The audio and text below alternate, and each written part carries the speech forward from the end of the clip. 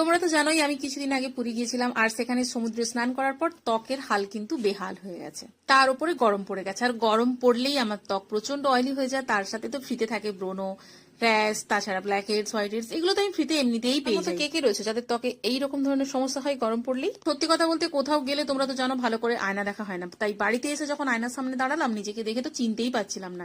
তাই ভাবলাম একটু স্কিন কেয়ার করা যাক। এমনি ভাবা তেমনি কাজ, বাড়িতে ছিল এই অ্যামোয়েড অ্যাটিটিউডের be bright mask plus scrubber.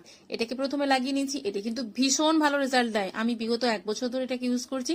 এটা কিন্তু ত্বকের ব্ল্যাক হেডস, হোয়াইট হেডস, ব্রোনো, র্যাশ যা থাকুক না কেন পুরোপুরি ভাবে ক্লিন করে দেয়।